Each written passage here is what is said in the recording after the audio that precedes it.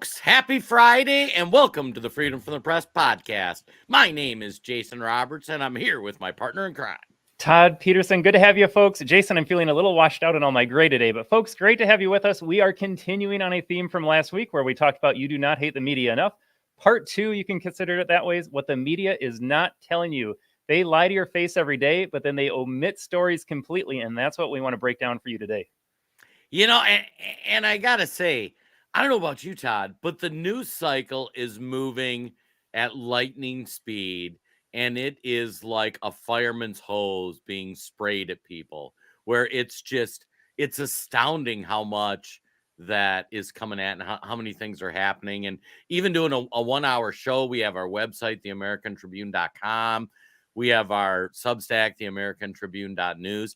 It's hard to even keep up with all these stories that are happening. Yeah, and Jason, not by accident, I would say. So, I mean, just this week alone, you've got Fannie breaking news, you've got the TikTok bill, you got the continuing border situation, so many other things, but they flood you with information so that you can never pause, slow down, think about what's happening for yourself, and just let the media tell you how to think. So, I don't think it's an accident that the news stories seem to just be flying at us right now. They don't want you to have a break in it. They want to fry your brain and just tell you what to think. And I got to say, folks, just for a little preview for those tuning in, the last part of the show, we're going to talk about social media suppression. Kind of like TikTok was all over the news, but we want to talk about kind of what President Trump was talking about, which is what Facebook and some of those platforms are. And I'm going to use today as an example, Todd, because we stream this on our Twitter pages. We got a few pages. We put it on YouTube, we put it on Rumble, and we put it on Facebook. And all the Facebook pages we stream it on are 1 million followers plus. And we stream it on 3 of those pages. And it's funny. One of the pages that's a highly engaged page with 1 million followers. So far, they've sent it to 2 people's feeds. And so we get a little clicker up in the corner that shows how many people they show it to. So 1 million followers on the page. Posts get tens of thousands or each. We do a live broadcast, and so far they've sent it to 2 people. It's really remarkable. So you're not even talking about people that choose to watch, Jason. You're talking about how many people even have a chance to see that we're live right now. Right. Yeah. So as you talk about like how some of this stuff is crazy, it's remarkable. But we're gonna cover that in the end. The first thing that we wanted to talk about this week is somebody who I truly loathe, and that is Chuck Schumer. Todd, what do you think about Chuck Schumer? How much time do we have, and what are we allowed to say on these big tech platforms, Jason? So should we start with Chuck Schumer from 2020? I think we probably should. So, folks, right now, Chuck Schumer is in the news. As you talk about everything that is happening, you might have missed this. Chuck Schumer basically came out and said that Israel needs to get rid of their current leader. In other words, we are now meddling in these elections, which I'm told, Jason, we don't like it when foreign powers meddle in our elections. I was reliably told that happened in 2016, and that's why the results were the way they were. Now, Chuck Schumer has no problem going on the Senate floor and saying that they need to change their leadership over there because he doesn't like what's going on in that part of the world. Yeah, and let's start with that first clip from 2020, the Chuck Schumer one. And I don't know how this story wasn't front page news on every broadcast, other than there's a ton of news going on. Got her queued up, Todd? Days away from the election, how worried are you on a scale of 1 to 10 about interference in the election? I'm very worried. They did it before. It's a lot of countries are trying to do it.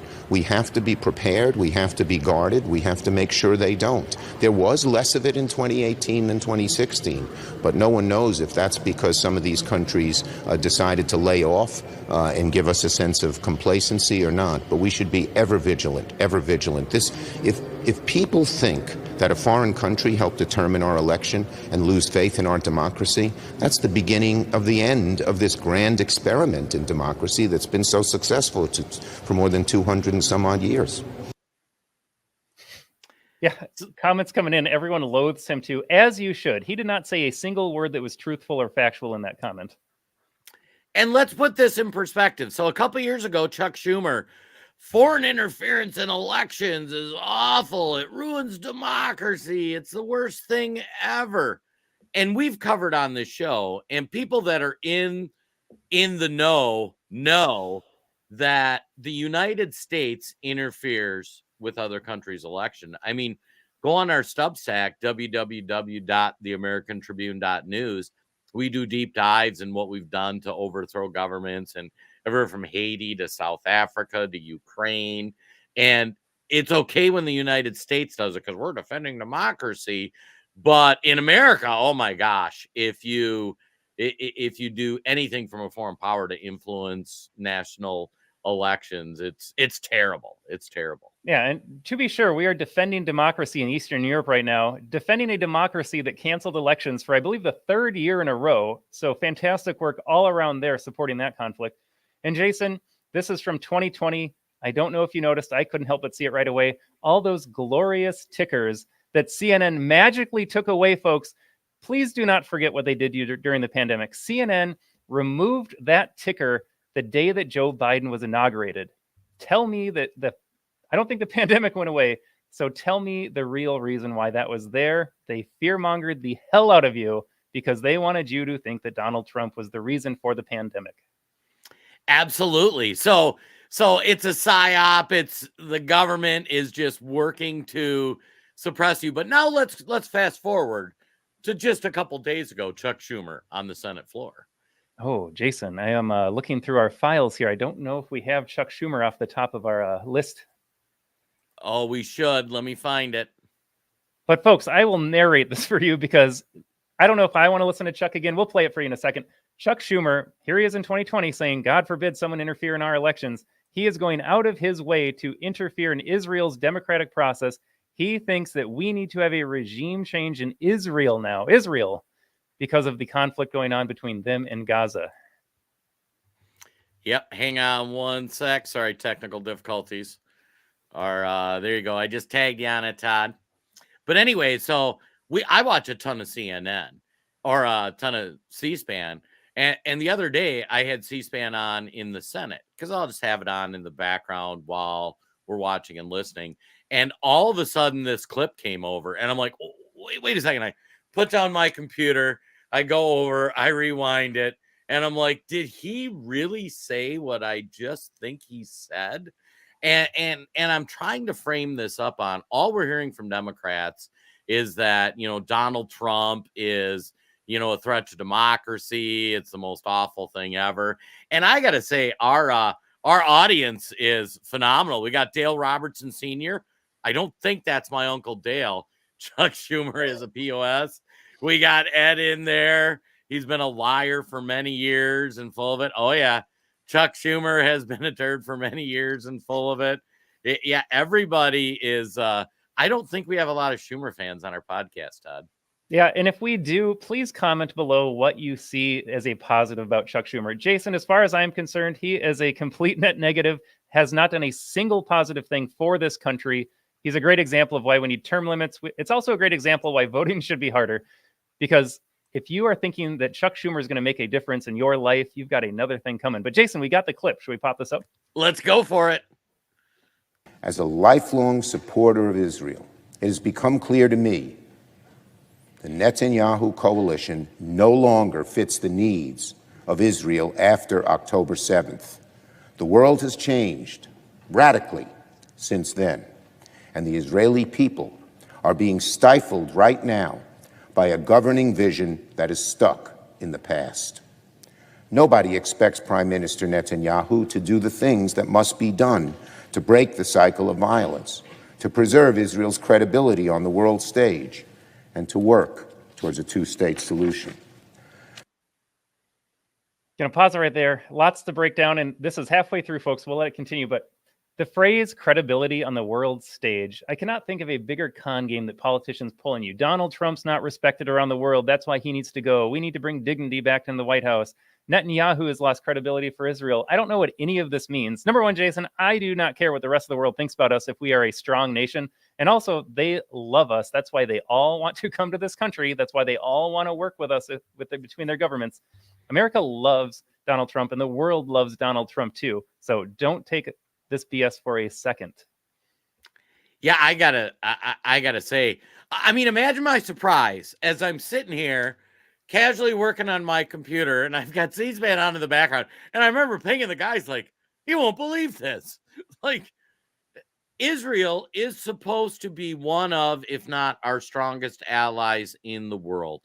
Netanyahu, nobody questions their elections, their democracy. They're a little different than how we do things.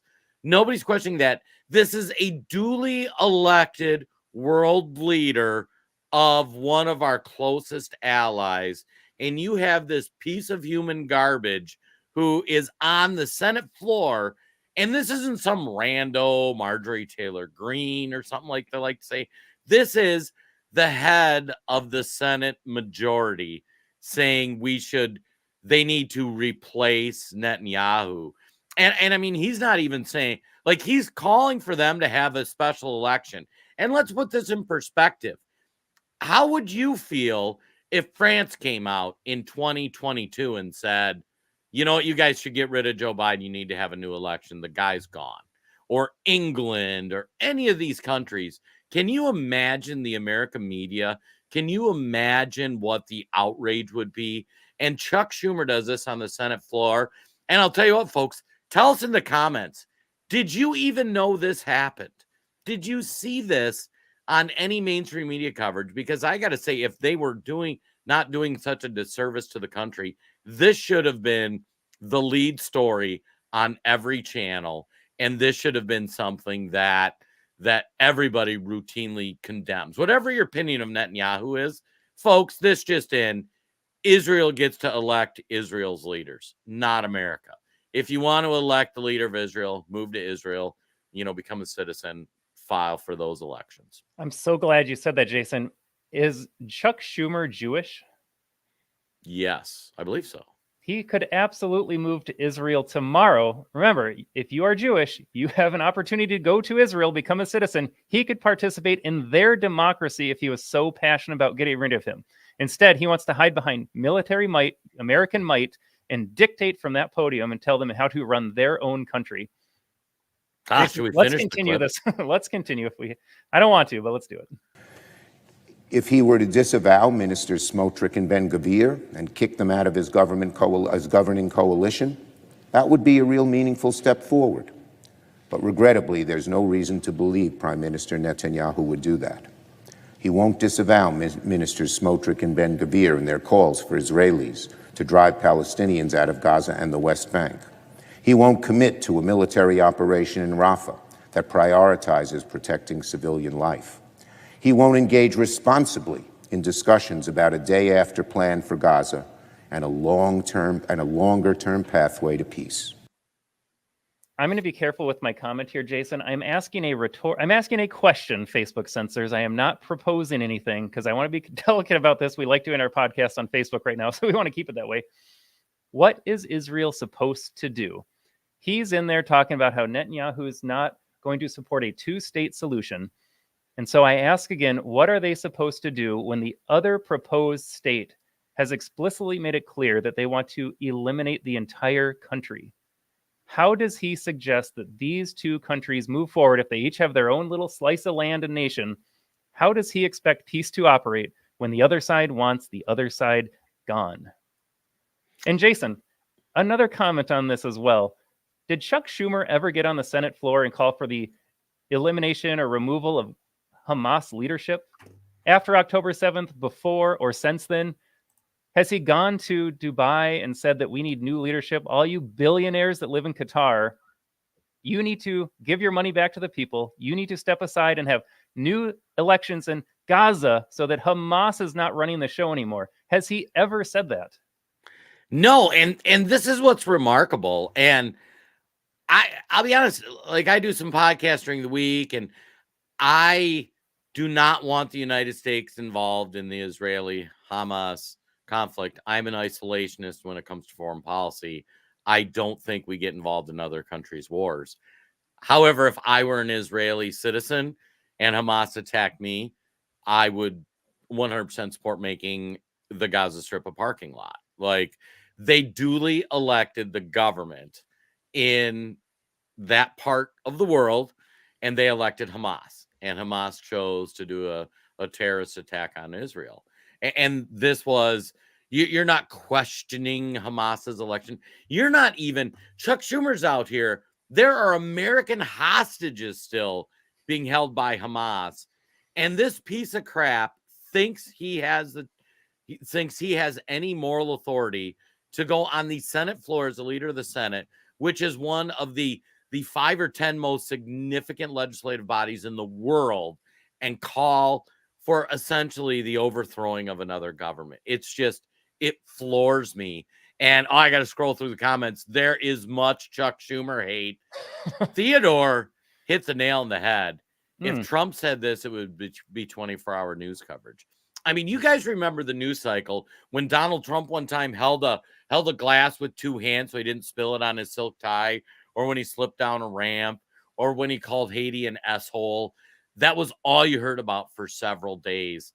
The leader of the Democrats in the Senate said that one of our greatest allies needs to have emergency elections. And I mean, let me know in the comments, did anybody see this covered anywhere other than maybe a brief blurb about, oh yeah, Chuck said this, and move on?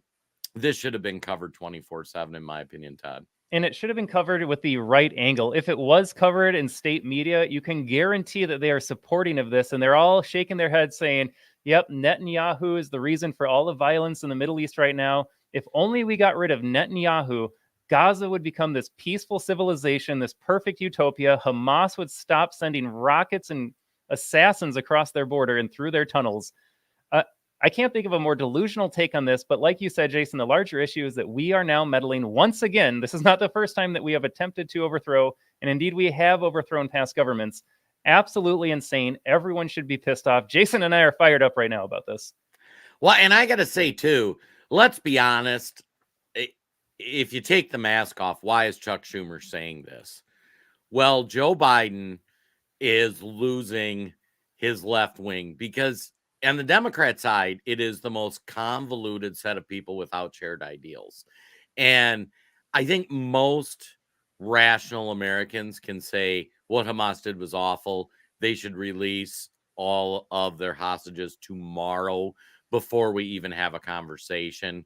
And even after releasing the hostage, they should turn over all the leaders who authorized this stuff, and then maybe we can talk. But short of that, it's war, and more terrible things happen. But Chuck Schumer is running into a problem because in Michigan and in Minnesota, in the Democrat primary, between like 10 and 20% of the voters voted undecided in the Democrat primaries as a show of a shot across the bow for the handling of the Palestine-Israeli conflict, or the Hamas Israeli conflict. So this is only a political move by Chuck Schumer. I don't necessarily believe he says that. So maybe it's better they didn't cover it on the news, because it would, he's just saying this as a signal to the Democrats who say they aren't going to vote for Joe Biden that, oh, really, we're like you. We think Netanyahu shouldn't be taking out Hamas. So politics at its worst. Absolutely, Jason. Yeah, we got some really great comments in here.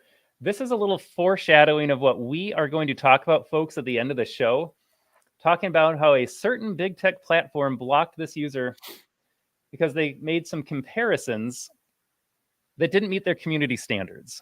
Now, I'm going to just make a comment on that right now, and then that, like I said, will foreshadow how we end our show today. It was about Obama and another historical figure. Jason, have there been other comparisons between Donald Trump and historical figures that seem to run rampant on these platforms? And I have never seen a single one taken down. Yeah, if memory serves me correct, Donald Trump's been called a fascist, a dictator, worse than Hitler, all of these terrible things. And never once do you see that the big tech platforms say, you know what, I'm going to take that down because that's not true. Just saying. Just saying. All right, folks, we have a lot to cover here. We could probably go on about Schumer for quite a while. But boy, there's a lot in the news right now.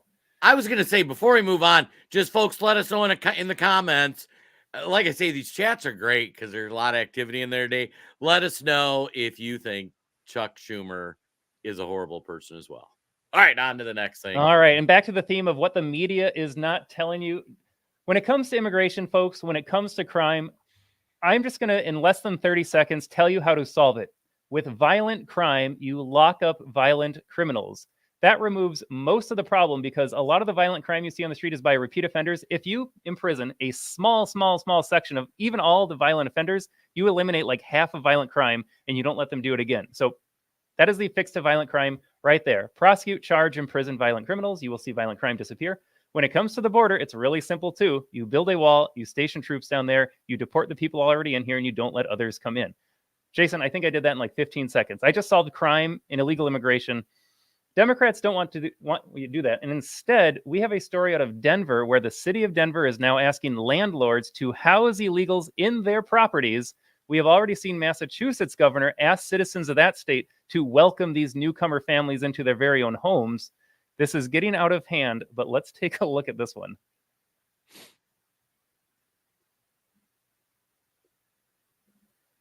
This is another big story that we have been following, developing right now. The city of Denver announced that 4 shelters are being shut down for immigrants.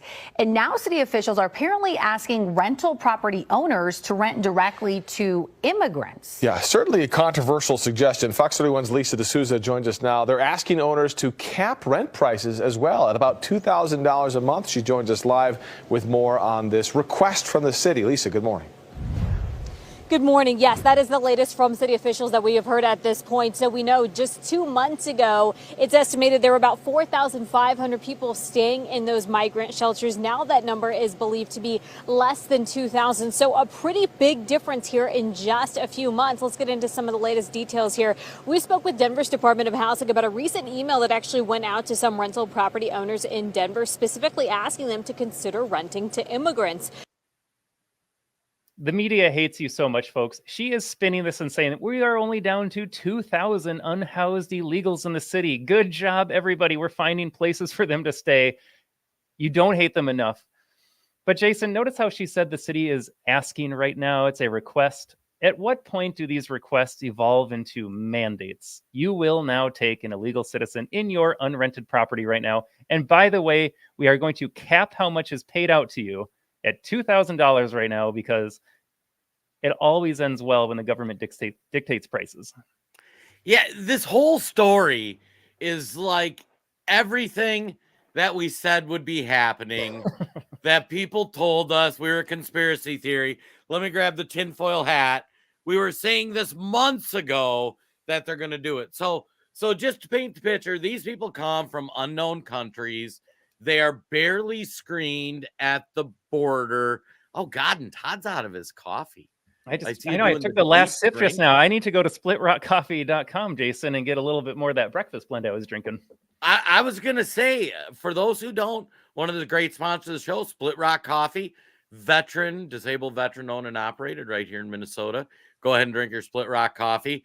Myself, I'm enjoying the dark roast. Dark roast is the best, although dark roast has the least caffeine. But anyways, back to the story. So these guys come in, we don't vet them. They go to Denver, they get put up. Now the city's cutting back services for taxpayers because these unscreened illegals. And now they're going to rental property owners. And full disclosure, I own some rental properties in Minnesota. Me and a business partner of mine, we own a couple properties, and they're saying, hey, come up and rent the property. Now, here's what's funny. As somebody who runs properties in Minnesota, and I'm guessing Colorado, because it's crazy too, you have certain requirements. I have to run a background check of some sort on you to make sure you're not bad. I also do that to protect myself.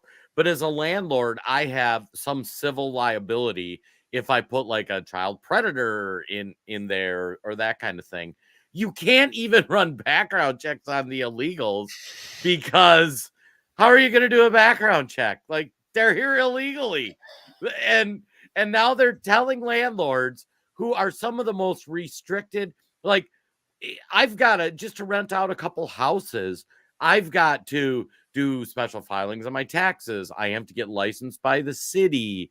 I update my local rental office. Like when I have a new tenant, I'm expected to do a background check, retain a copy of that. And it's the illegals. It's like, hey, just rent to them. And by the way, don't charge them too much. How about that? Yeah, same situation with me, Jason. We were looking at doing some VRBO rentals up north in Minnesota here. Beautiful lake country, great summertime vacation. Cities were starting to take away the opportunity for you to make an income on rental properties because they didn't like how it changed the dynamic of their communities. They wanted these cabin owners to use the cabin for themselves, not have a party scene every weekend with a different group of people. So they put lots of restrictions on who I was allowed to rent out to and in what way I rented it. But here we go again. I know this is not Lake Country, Minnesota. This is Denver, but it is the same philosophy. Throw all of that logic out the window. When it comes to illegal immigrants, they always go to the front of the line, no questions asked. We saw them come over the border for years without any sort of mandates as American citizens just to go to work or leave their homes were mandated certain things. Same situation applies here. I can't rent to certain American citizens because of X, Y, and Z, but now skip all of that again. Illegals, just here are the keys, go right into my house, and I'm not going to be able to get a market value that I want to determine on my own. The government's going to put a cap on that, an arbitrary cap. They said $2,000 because, what, is that like 6 feet of social distancing too? They just made up a round number? Well, and actually you bring up another interesting point. So when I file my taxes every year for my rental properties on my federal tax form, we rent our houses affordably. Like they're great houses. We take good care of them. But my business partner and I were like, we got the house for a good deal. We're just using them for retirement income. We'll sell them when we retire. But we want to rent to good people, and we want to charge on the low side of the rent spectrum. So we charge on the low end of what we should be charging. And we do that it's kind of like for us. I mean, I don't want to say charity, but we try to be really fair with people. I actually need to explain to the federal government every year why I'm renting my property on the low end of the rental scale for a property of my thing. The federal government asks me, like, why aren't you charging more rent? And I have to say, well, we acquired the house after the crash. We got a good deal. Like, it still leaves us plenty to maintain the house. We have a 5-star review with the city for the condition of the property.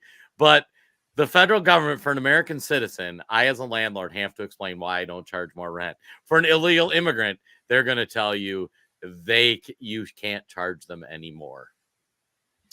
Jason, I want to go to a couple comments about this here because this is my, I feel like, weekly immigration rant. So we got Arnold saying, yes, send them to the gated communities. I'm good with that. And Arnold again, Martha's Vineyard was the perfect place.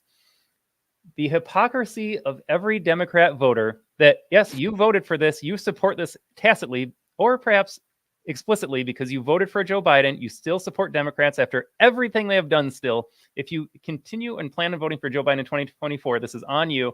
I have not met a single human being that has invited an illegal immigrant into their own home on their own volition.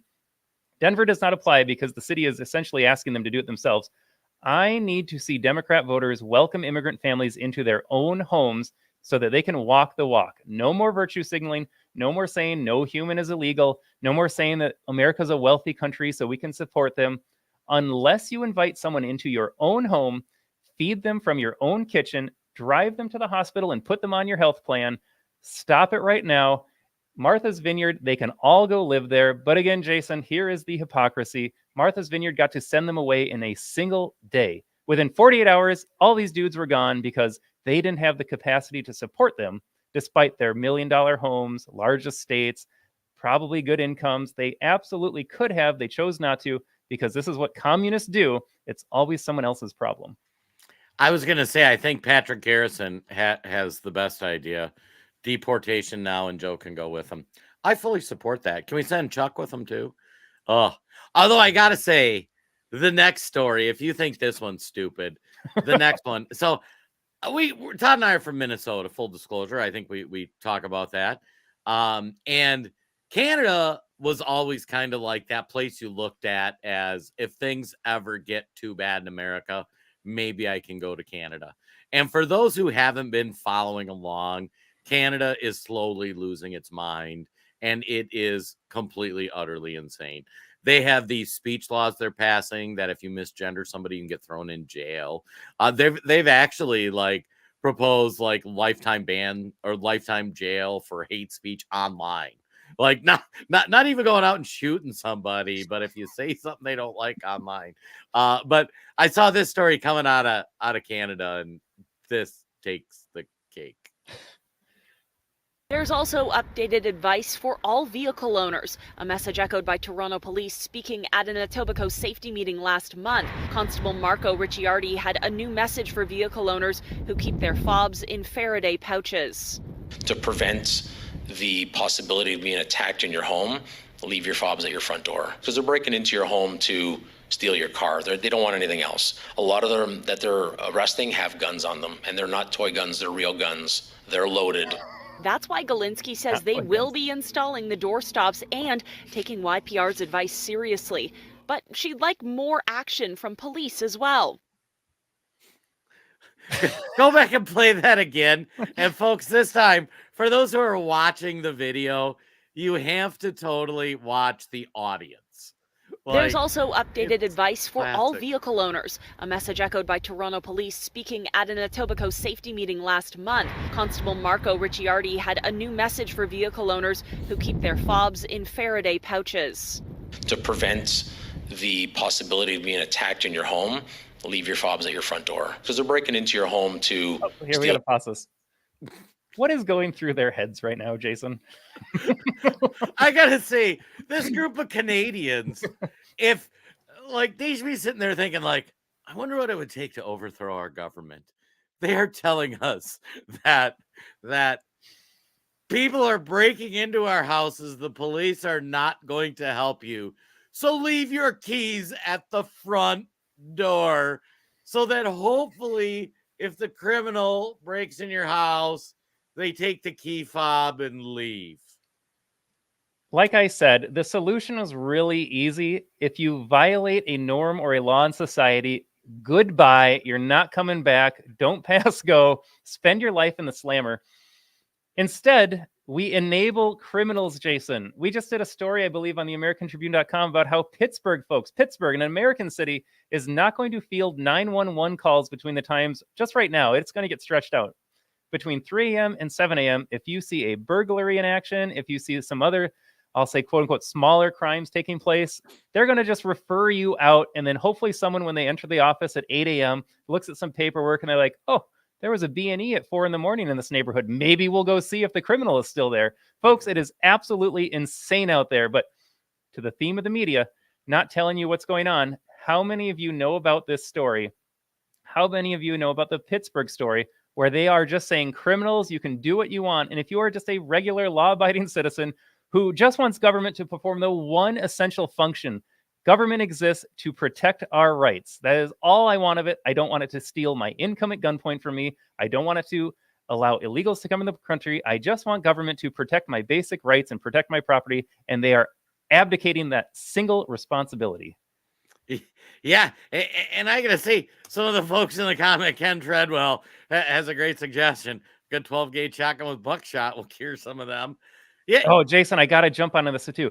Trudeau banned gun ownership in Canada as well, folks. But did you catch the comment from the police officer? He said they're not coming with toy guns; they're coming with real guns. Even though he outlawed, I see 3 faces right there looking stunned out of their minds. Those 3 individuals cannot acquire a gun in Canada, but the bad guys acknowledge to have their own firearms. Make sense of that what you will. Yeah. And like I say, this is one of those things that if you're in, especially in big cities in America, you should, like, this should be covered on the news, and this should be terrifying people. And I'm glad Todd brought it up, and we don't have any video on it today.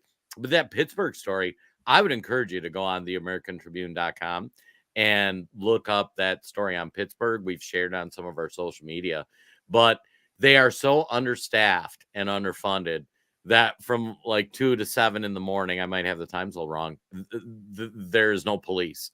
If you've ever seen the movie The Purge, like It's The Purge, and they've got a skeleton crew on, I think. So if there's like a murder or something, they can go do it. But if there's any like breaking and entering, or if there's like car theft, they don't do anything. And during the week, I do a podcast with Wayne Dupree and Hutch Bailey Jr. Shout out to Cold Roll Radio. He does it on Rumble 3 times a week in the evening. Great show. He's from Pittsburgh, and he listens to Police Scanner.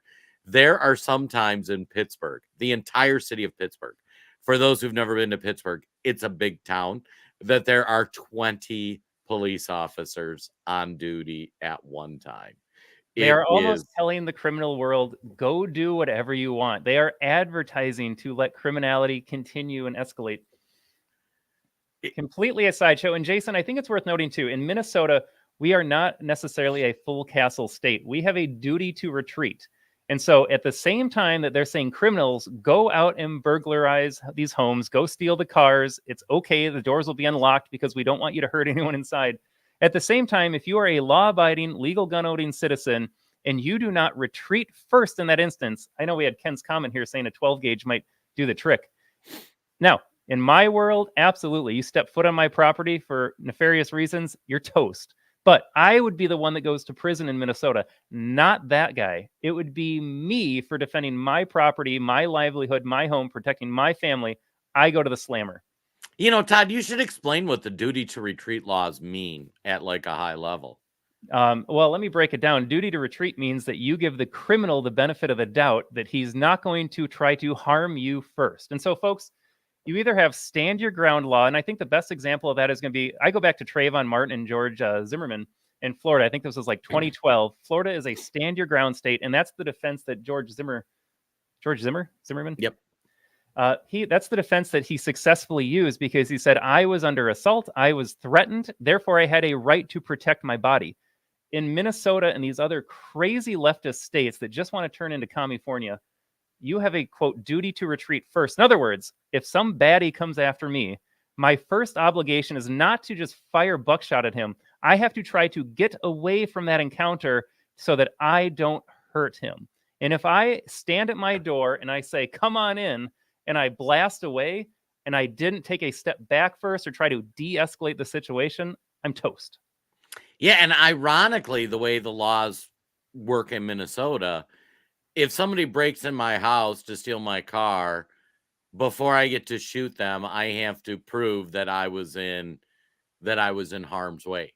So the guy breaking into my house isn't enough that I get to shoot him with buckshot, even though buckshot's generally non-lethal, but it's certainly a behavior modifier.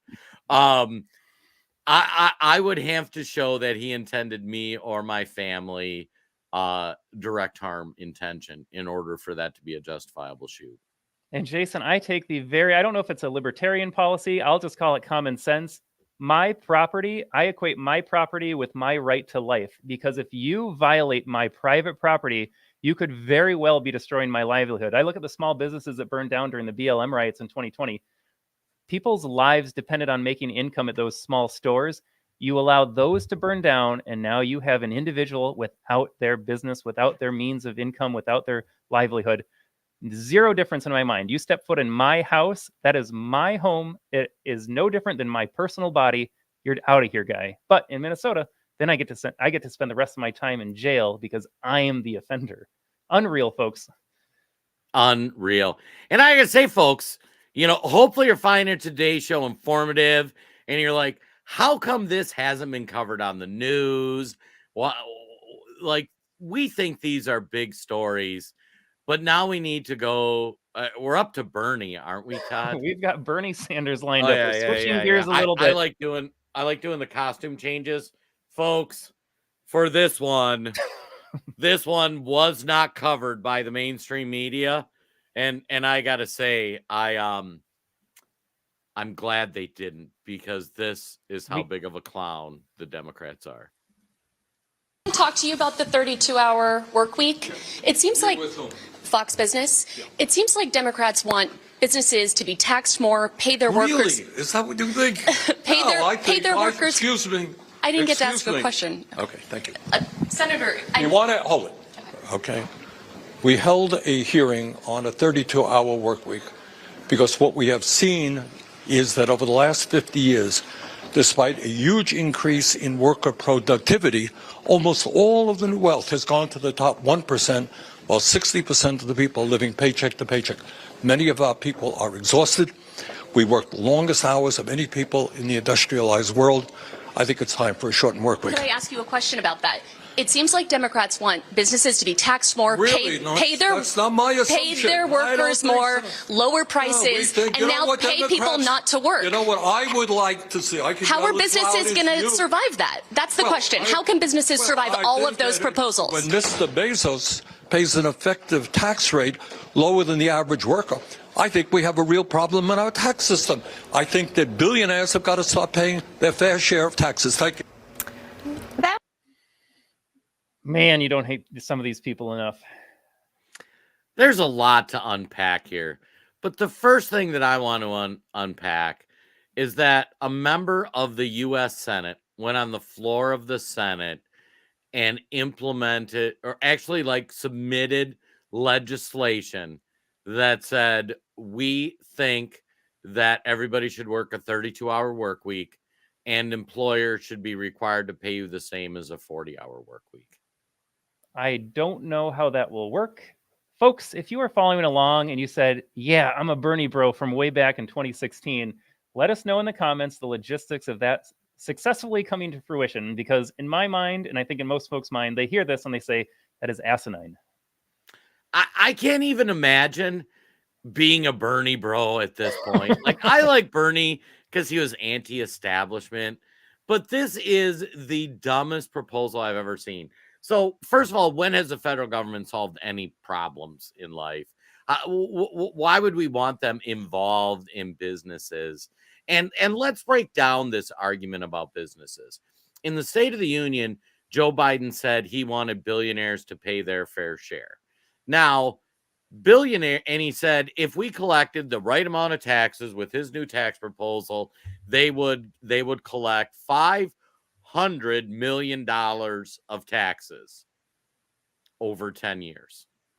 Can you say that number one more time, Jason? What's that? Can you say that number one more time? It would be 500 million in taxes, which sounds like a big number, over 10 years. So that what is our budget annually? The budget was 7,000 million, also known as 7 trillion. Okay. So they are presenting to the American people, if Jeff Bezos just paid his taxes, then everything would be great. But even their own numbers, it's $50 million a year on a $7,000 million budget. That, to put that in perspective, that is you having $7,000 and you're worried about $50. The most inconsequential argument ever. But idiots like Bernie make the argument, if the rich only paid their fair share. Folks, there is no solve to that. Even if they implemented those tax policies, they would be silly. You know what I mean? And they're going to spend 10 times that 50 million that they would collect with it. I was just going to say, if his goal was to cut back government spending and balance the budget, let's have a conversation on what that looks like. But Bernie Sanders is not concerned about printing trillions of dollars every year and escalating our national debt, which stands at 34 trillion right now. He does not care at all about that. He is a big government communist. The last thing he is worried about is cutting back the government so that it's more fiscally responsible. He wants as big a government as possible. So when he's talking about getting $500 million, just a drop in the bucket of what we owe right now, just on the jet, this is debt. It's not about fiscal responsibility. It's not about doing the right thing. It is just about stealing more of your money. Well, and I was going to say, you hit the nail on the head, folks. And we're not going to go too far into this, but just at a high level, the government prints money. Who benefits when a bunch of money is printed is the rich. And why do the rich benefit? Because the rich don't own dollar bills. The rich own houses and gold and businesses.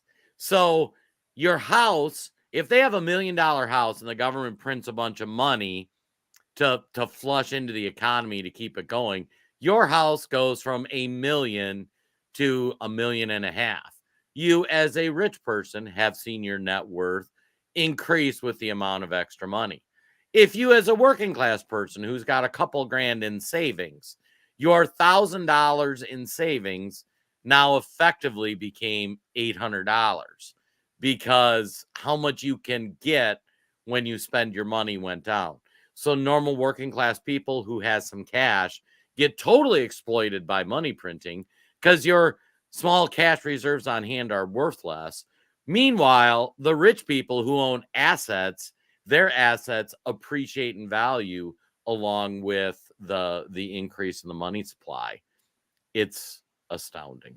Simply astounding. And Jason, the least, I'm going to rephrase this here. The worst thing the government can do, I mean, tax code aside, he wants people to pay their fair share. I want half of this country to pay federal income tax if we have an income tax. Let me go a step further, though.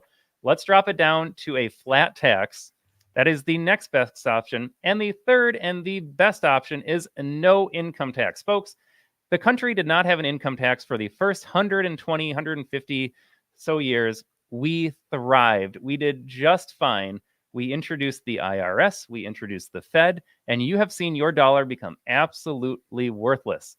It is not that millionaires and billionaires do not pay their fair share. It is that taxation exists at all. If Bernie Sanders actually cared about working class people, he would abolish the tax code and he would say, whatever you earn, you keep. And if he really cared about their working hours, he would incentivize productivity. And so if you are not satisfied at your 40-hour, my God, 40 hours, I can't believe this is the talking point now. Do you know how lucky we are to work just 40 hours in a week? Monday through Friday, you get your weekend. I worked a corporate job. I didn't work most of the 40 hours anyways because people slide by. So no, you are not overworked. If you cared about them, you would want them to go set up their own business like you and I did, Jason. We said, I don't like the environment I'm in right now. I am going to do something for myself. But instead, he operates under the assumption that he's going to punish small business owners because you and I, now suddenly we make too much money and we need to give back everything that we have earned for ourselves to the government so he can go buy votes and get another house or another book deal or whatever it is that he does. And let's put Amazon in perspective, because Amazon, one of the reasons it blew up is they signed a very favorable contract with the Postal Service. Because everybody wanted to prop up the Postal Service, they had to get more revenue going into it. So they signed this upside down deal. Because if you're on Amazon, how many times the post office deliver your stuff? Pretty frequently. Every time you see that delivery happen, the post office lost money. So they did that to help make Jeff Bezos more money. And in turn, Jeff Bezos contributes to their political campaigns. And Jeff Bezos builds Amazon warehouses in their district so they can talk about bringing new things into district. It is utterly remarkable. All right. It is bash on Democrat senators, and for good reason. Sanders, what an idiot. I mean, this hits the nail on the head. How many politicians does this summarize? Here's a guy who never held a job, who is now a millionaire and loves telling people to pay their fair share.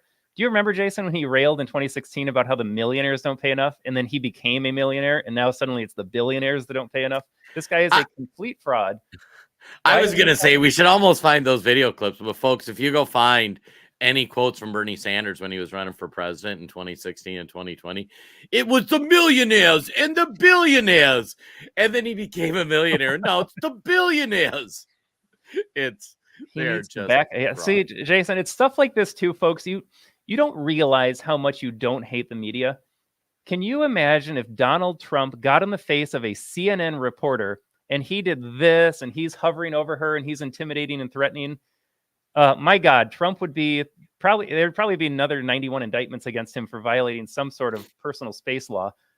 Bernie Sanders does not worry whatsoever about the media coverage about him getting in this young girl's face. He can get away with it. He's got Democrat privilege. Right. Oh, God, we got to get to the last story, Todd, too, because we got about 10 minutes going. We might just skip the video. I think we'll just kind of talk about, or we can. We've got enough graphics here. Why don't we just dive right into it? Yeah. So all week we heard about the TikTok ban. And before we go into the story we want to tell, Todd, do you want to give your thoughts on the TikTok ban? I hate it, folks. When I was a young lad and I heard about the Patriot Act, I was all fired up. I watched New York City get attacked. I watched the Pentagon get attacked. I watched this airplane go down in the fields of Pennsylvania. And I said, we are America. We don't stand for this. So I fully supported what George Bush did at the time. And I'm thinking, I have nothing to hide. I remember thinking this as a kid. I was in high school. I have nothing to hide, so I don't care if they have access to that because it'll help them find information from the bad guys. Well, fast forward, we are in 2024. I am as red-pilled as you can be. And we have now seen that the government abused the surveillance state. We have less freedom than ever before because of the Patriot Act. And Jason, it gets re-upped, every single year. So our politicians have no concern whatsoever for your freedom. The TikTok bill, plain and simple, is our new Patriot Act. It is a euphemism of we need to stop this Chinese company, even though I've seen some great tweets like we have no problem whatsoever with China buying land, sending spy balloons over our airspace. We have this huge deficit with imports and exports. China owns us. We have no problem with Joe Biden partnering with Chinese businesses. But when it comes to TikTok, suddenly, China. So they're rattling the saber once again. And make no mistake, this bill has the name TikTok, but it is designed entirely to go after, I would say, Twitter. I think that is their end game. It's to shut down Twitter because Twitter got too big. But they also don't like that they can't control you. TikTok has a lot of information out there. I would say, especially with like Gaza-Israel situation, there's a lot of people out there that have different opinions because of the information they get on TikTok related to what's going on in the Middle East. They want to shut down control because they don't have control like they do on CNN, Fox News, MSNBC. It's an alternative media outlet. So they want to shut it down. They will go after TikTok right now, but they will go after every social media company that they don't agree with. They will go after every website that presents news against the regime. Folks, you cannot be distrustful enough of the government. Make no mistake, there are very bad intentions behind this. Yeah. Excellent job, Todd. I couldn't agree more. The comparison between the Patriot Act and I was tweeting about it when it first came out. I think TikTok should be banned, and I wish it wasn't part of America. TikTok is controlled by the Chinese Communist Party. TikTok controls what content gets shown to people. Young people get shown things in China that are like science experiments you can do at home. And in America, they show them radical gender ideology. And the runners of the website choose what content goes to who. So if you're a 15-year-old kid in America, you are going to get weird gender stuff and things that say America's racist, not like pro-America patriotic stuff. It's so TikTok should go away. This bill they passed is going to be abused if it gets passed by the Senate. It's going to get abused like the Patriot Act did. A year, 2 years, 3 years, 5 years. We don't know exactly when. The language in that bill is going to be used against American citizens. But and Jason, do you mind if I disagree with you for a second? Folks, I think we need like a jingle or an intro here. Todd, I don't know if we disagree all that often, but I do just want to point out, I'm just not a fan of government getting in the way. We don't like it when they censor our speech. Right. Call me old-fashioned, but I believe in a little personal responsibility. I have 2 kids. They will not have access to a cell phone until they move out of the house, as far as I'm concerned right now. Parents, if they don't want their kids seeing this stuff, they need to take the phones away. I don't want the government, and again, it goes back to how this will get abused, but I don't want the government to then tell me how to parent my child. If a parent says, here's a cell phone and you're 8 years old, I hate it, but I would rather that parent be allowed to give them a phone than the government stepping in and saying you're not allowed to visit certain sites. Because again, the slippery slope is real, folks. I am not a conspiracy theorist to say that it's not going to stop at TikTok. Government, stay away from it. If it's good or bad, let families decide for themselves. Let individuals decide for themselves if they're going to have access to this. I hate the content that is on there, but I hate losing freedom more. Well, and I got to say that's a fair criticism, and I can see, and that's where you get into the tough parts of when you give the government an inch, they take a mile, and it comes back to bite you. But Donald Trump opposed the TikTok bill too, and he said, when are we going to address censorship on the existing platforms, Facebook? So full disclosure, Todd and I, we are digital content creators. We do written content, video, podcasts on the internet. www.theamericantribune.com, www.theamericantribune.news. Those are our websites. One's monetized, one is just a subscription model. Subscription model's nice because we can say whatever we want. But now to promote our website, we go on social media pages, Twitter, Facebook, Telegram, those sorts of things. We share our content on there. That's how you get people to your website. Everybody logs into social media, and we showed you some of our pages earlier, like, hey, there's 1 million follower pages and whatnot. But I don't think people understand exactly how bad this censorship is. So we're going to tell a little story.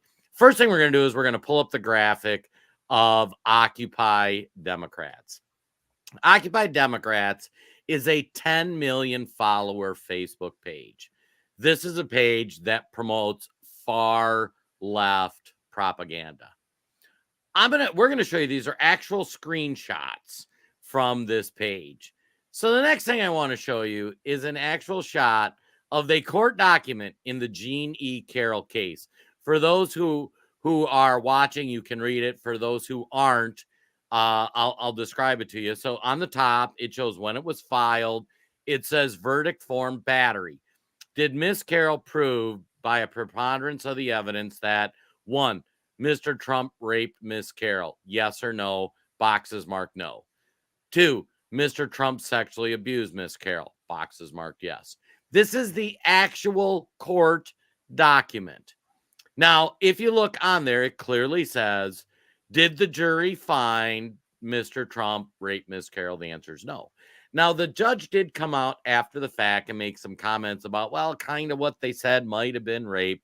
But folks, this is clearly a court document that says the jury in the Jean E. Carroll case showed that Mr. Trump did not, in their opinion, rape Miss Carroll. Todd, is this pretty clear to you? Like, am I missing something? Can it be more black and white? Yes or no? They said because of the evidence available to them, they could not find him guilty of that charge. Right. There it is, folks. That is the answer right there. He was found not guilty of that charge. Right. So on Occupy Democrats, let's pull up the next image. They shared a link to a story, which we got a lot of viewers on Facebook. A betrayal of women. Nancy Mace defends endorsement of Trump after rape verdict. Shame. Make sure you say shame. Yeah. So this is what we call in the industry a clickbait title. Nancy Mace, who was a victim of rape, was on a show with George Stephanopoulos, and she was doing that. So when you read this headline, Todd, do you think they're implying Donald Trump was guilty of rape? 100%. And folks, we are guilty as well of a little clickbait from time to time. However, if you read between the lines of what they're saying, you are led to believe without a doubt that Trump is guilty of that.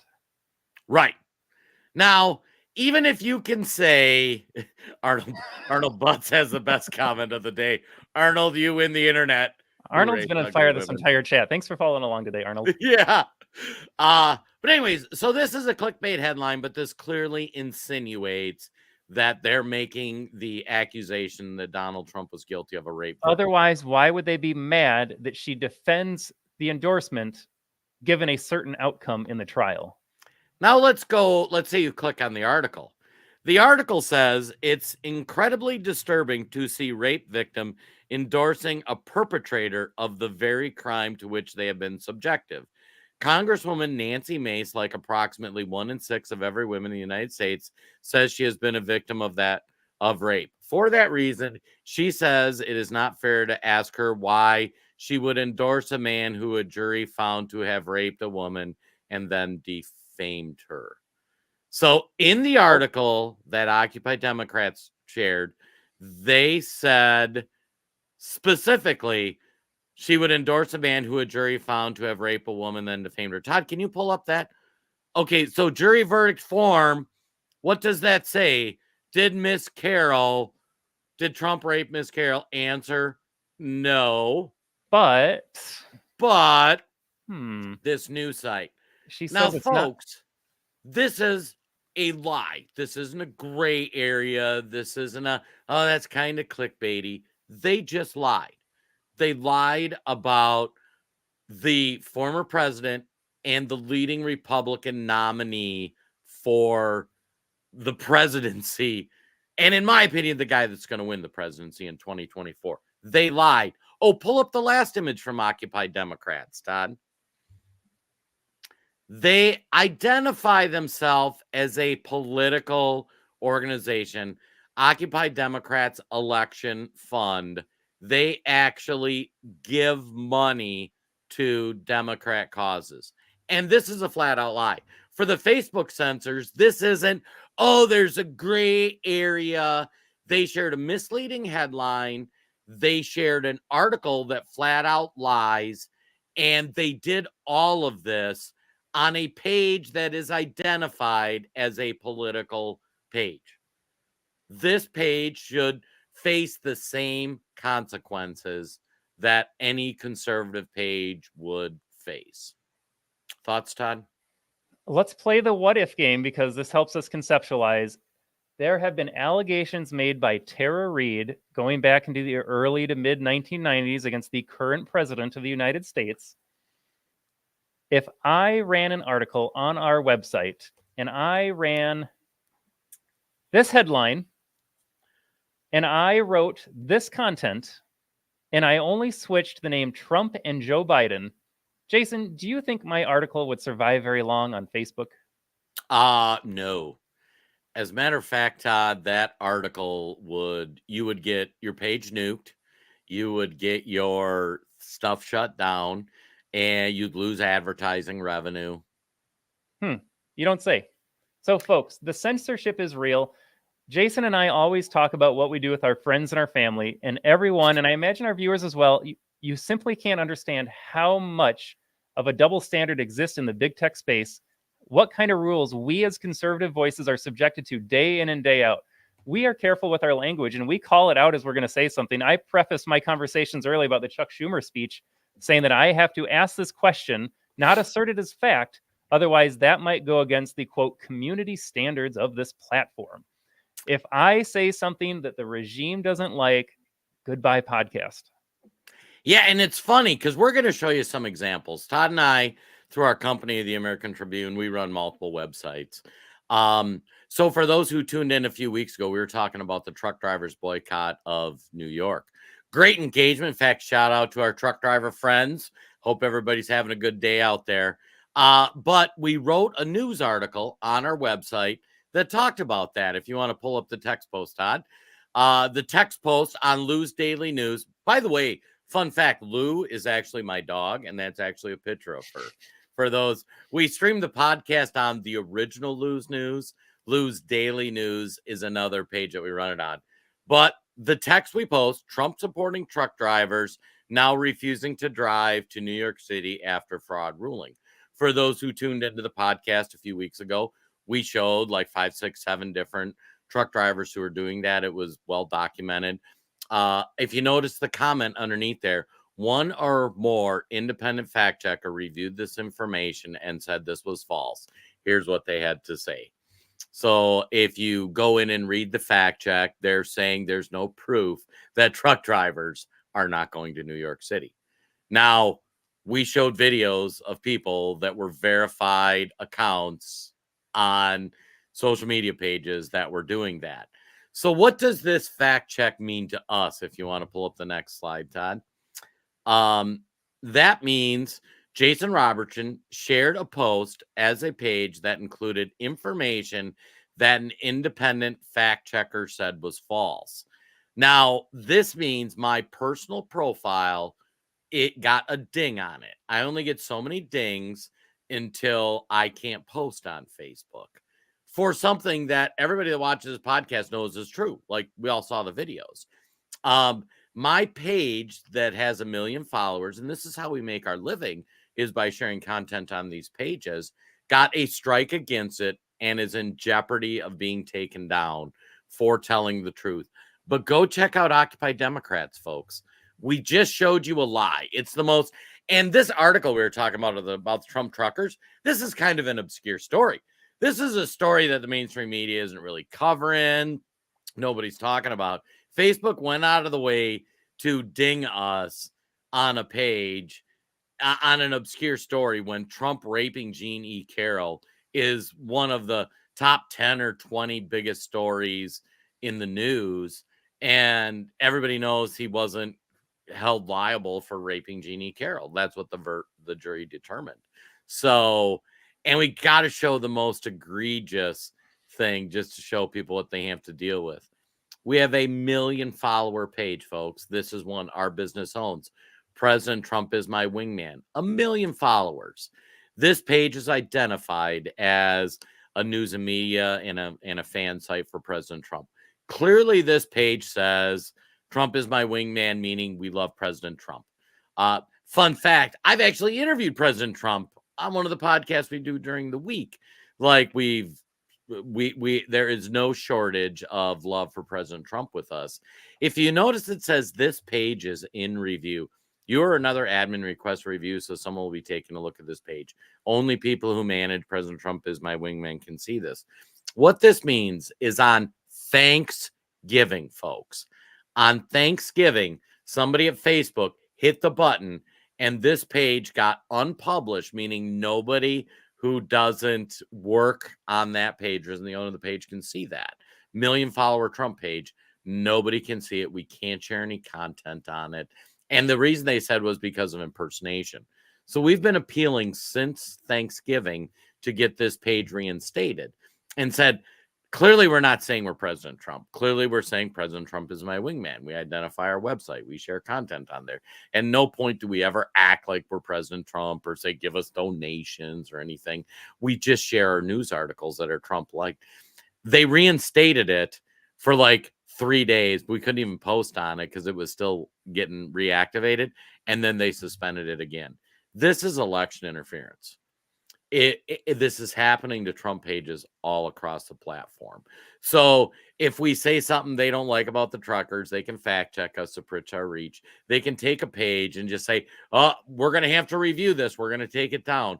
But Occupy Democrats can flat out lie and suffer no negative consequences. And Todd, your thoughts? Yeah, great summary of that, Jason. Yeah, extrapolate that out, folks. It is not just Occupy Democrats. We use them as just one example today.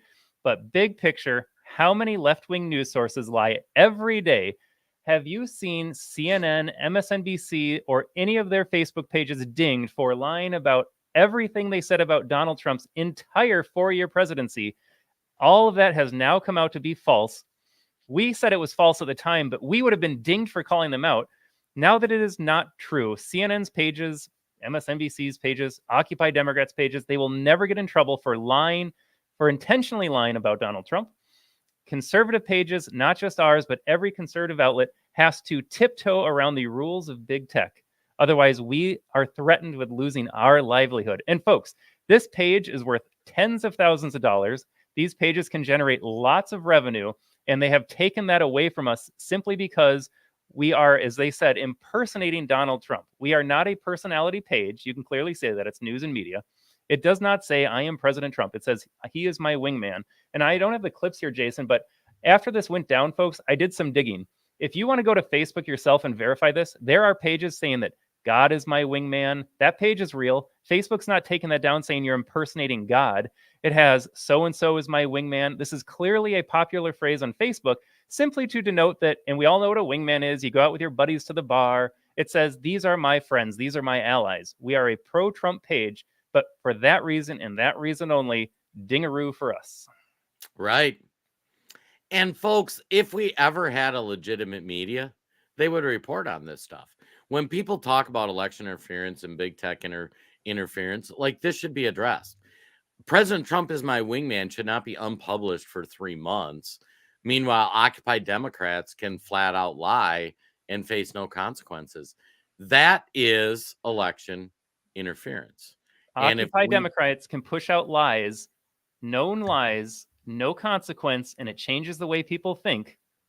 We cannot even get our message of truth out. We cannot report basic stories, say the truckers might not go to New York. Nope. Fact check that. You can't think that. People, you know too much information. Shut it all down. It is utterly ridiculous. Well, folks, that hour and 10 minutes went by fast. Oh. Todd, final thoughts for the folks for the week. Let's end on a positive note here. We got in our rants. We had a lot of negative stories. It is good information to know. But Jason, I'm going to log off. I'm going to spend the rest of the day with my family right now, pick up the kids from daycare. We're going to spend time with grandma watching a movie as a family. I'm getting outside because it is finally nice in Minnesota.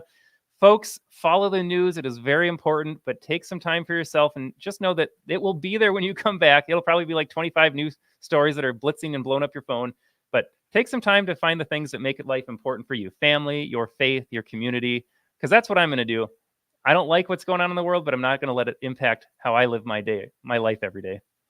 Excellent thought. I'll echo that sentiment. Tomorrow's my wife's birthday, so happy 49th to the wife. I got the greatest wife ever. So we're gonna have some fun tomorrow. Although we start the day taking the dog to the vet. The one ask I'll have for the audience, folks, great engagement. The chats were really active, although not as many people chatting on Rumble as we usually get. But for platforms, we're on Twitter. Follow me at JRob, at Todd, at Amtrib. We're the American Tribune website, all those sorts of things. But the one thing I'll ask is take a minute, like, comment, but especially share the show and share it with somebody you might not politically agree with. Because I guarantee your Democrat friend doesn't know that Chuck Schumer called for the overthrowing of the Israeli government. I guarantee that they haven't thought through, like, Bernie wants a federal government to institute 32 hours work week. They haven't seen any of this. And if you watch a podcast like this, you're probably more informed than the average. And I guarantee your Democrat friends had no idea that happened. So share it with somebody you might not politically agree with. And with that, we'll see everybody next Friday. Stay safe next out Friday. there.